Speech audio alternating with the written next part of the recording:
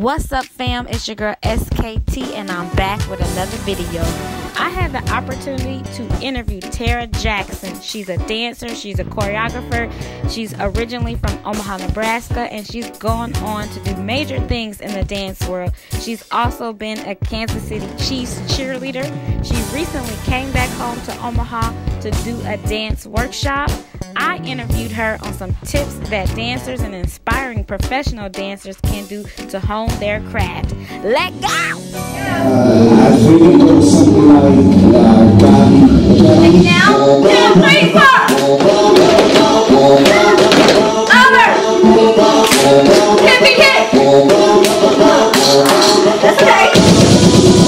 Up.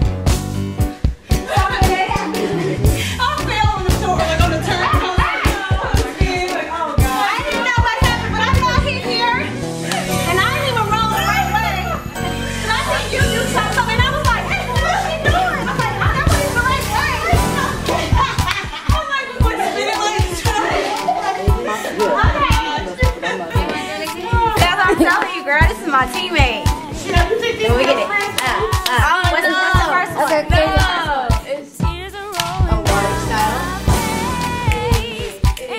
This is Tara.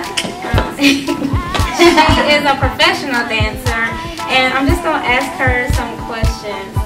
So, for all you guys don't know, Tara is a wonderful choreographer. She's super dope, and I want to know what inspires your choreography.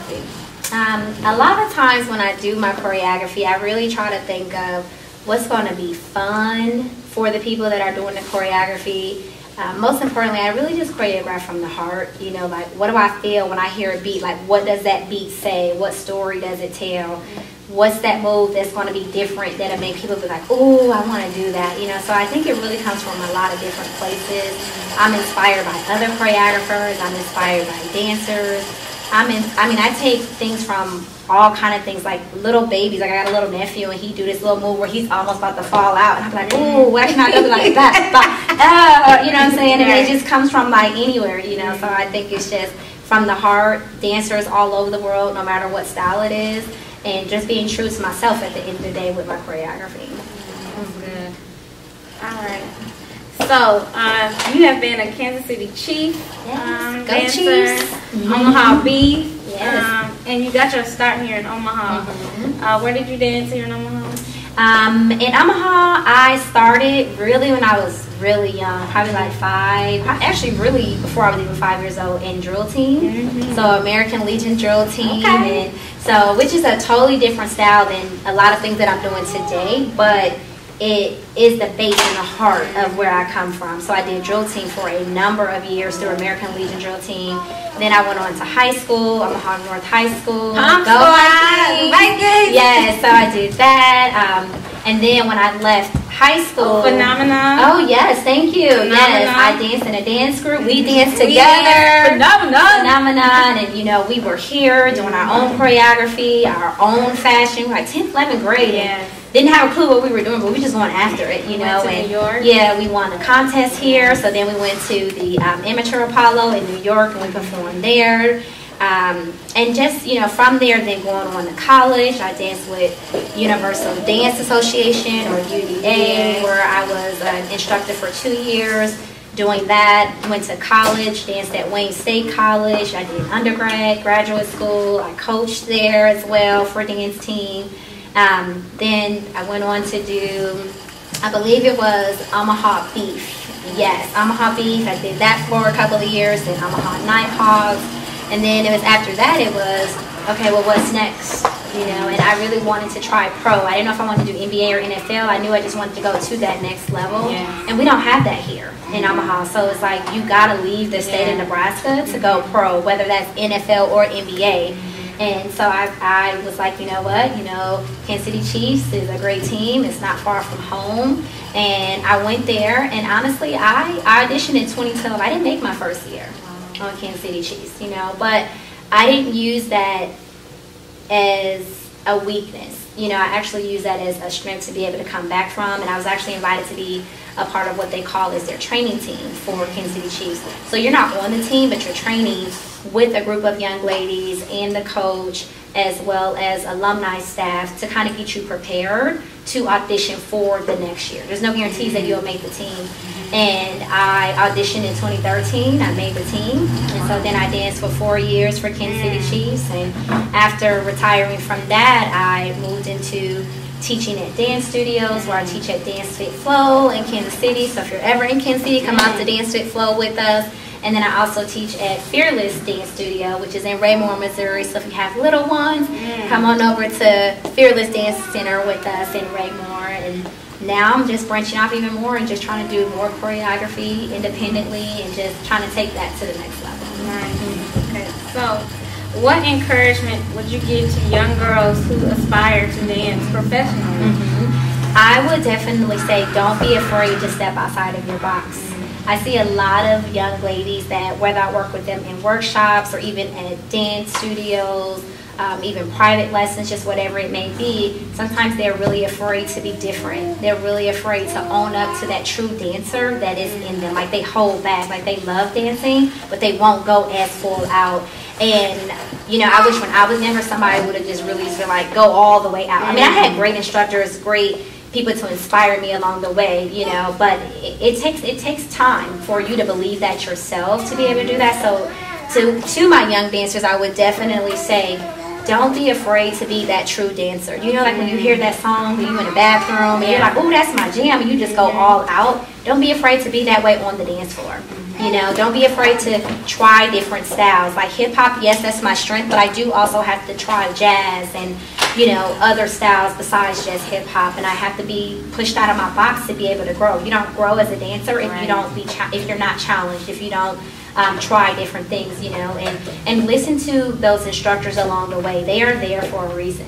You know, like I remember my coach from high school at Omaha North High School, a lot of times, Miss Nolan. Yes, okay, Miss Nolan. And honestly, she's a big part of why I dance the way I dance to this day.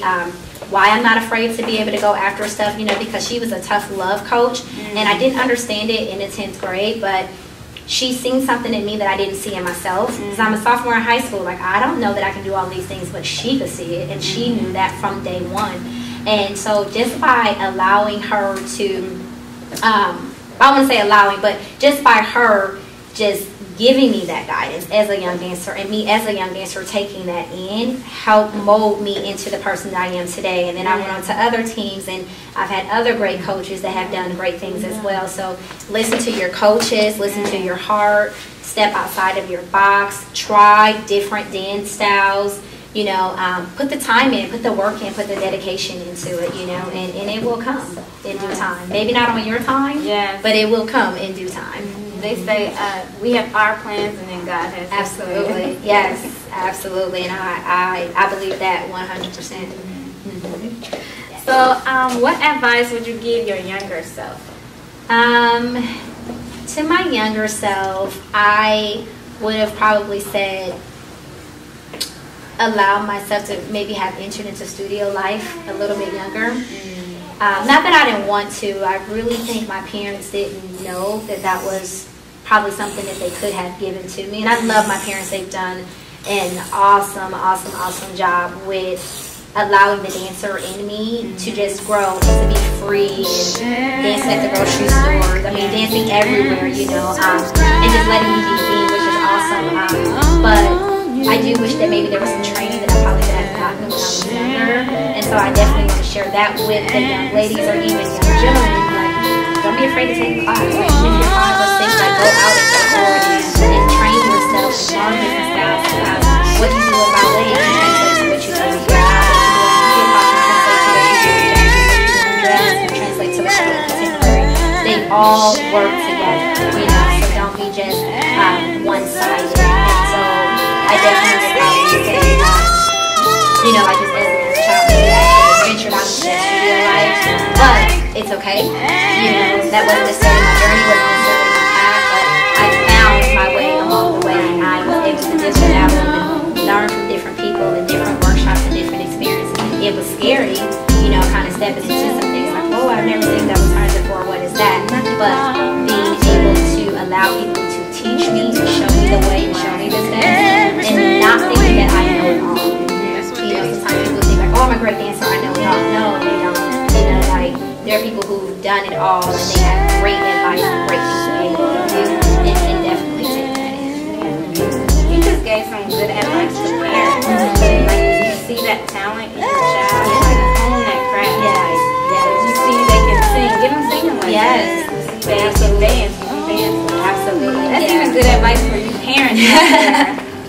Absolutely. Thank you, Tara. Well, thank you for having me. I appreciate it. Thank you. All right.